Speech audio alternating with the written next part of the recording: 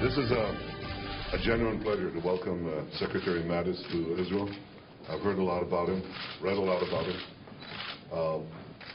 and I think this is a propitious moment. Israel has no better friend than America. America has no better friend than Israel. And this is a partnership based on common values in the deepest sense of the word. We sense a great change in the direction of American policy. And welcome back to Hannity. Now, that was Prime Minister Benjamin Netanyahu speaking earlier today, right before his meeting with the Defense Secretary Mattis right here in Jerusalem. And here's part two of our interview.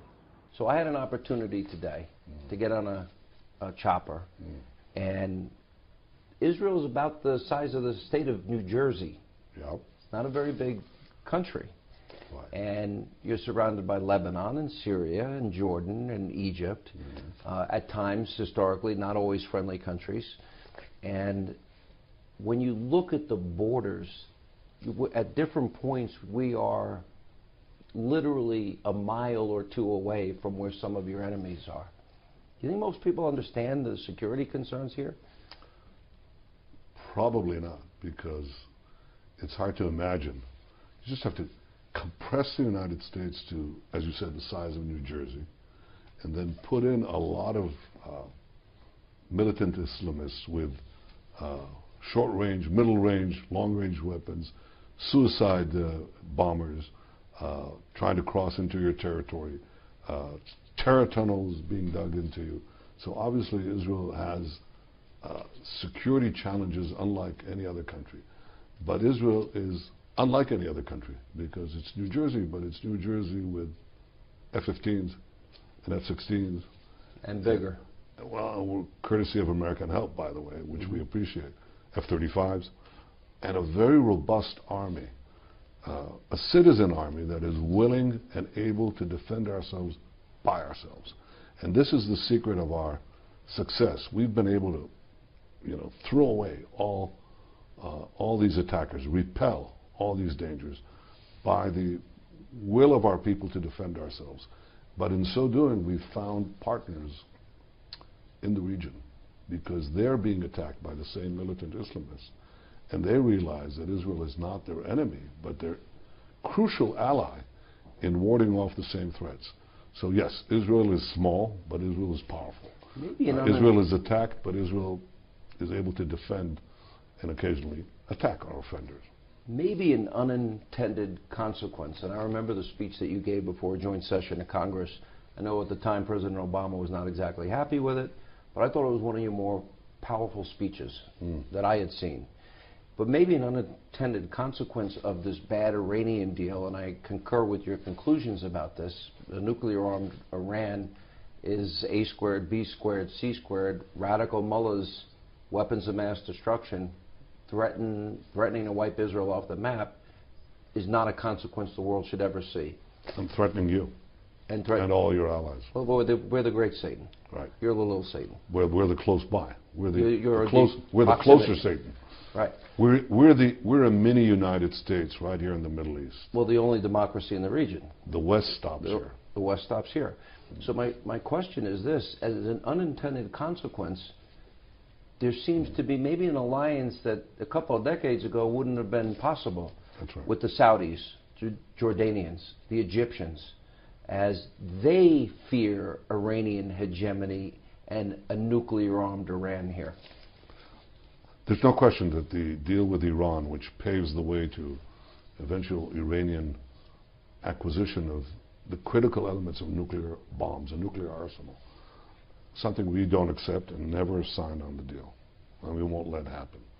But because many in the region are threatened by that same Iran, and would be immeasurably threatened more by a nuclear-armed Iran, that has brought a lot of the countries in the region to a different thinking about Israel.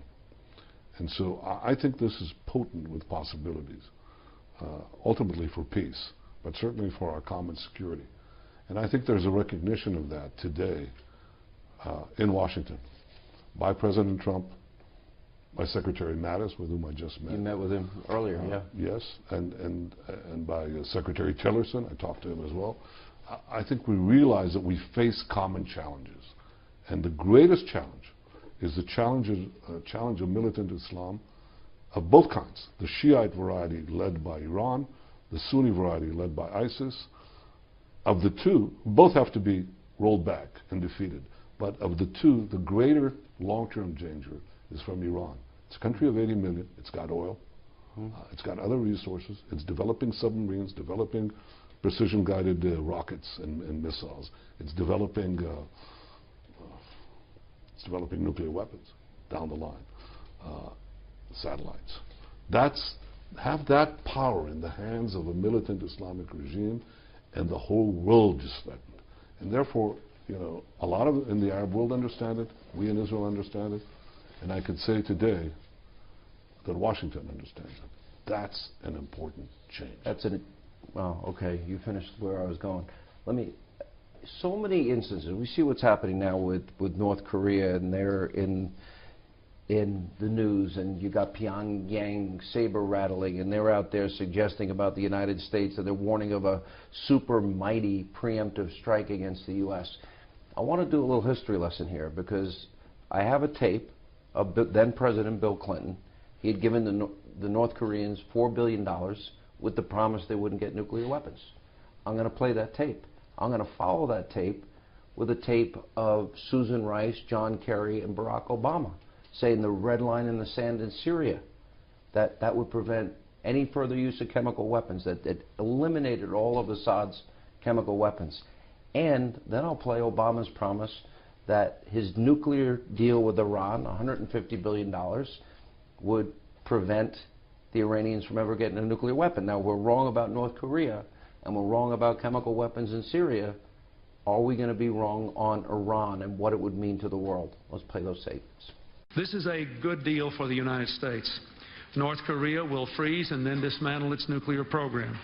South Korea and our other allies will be better protected.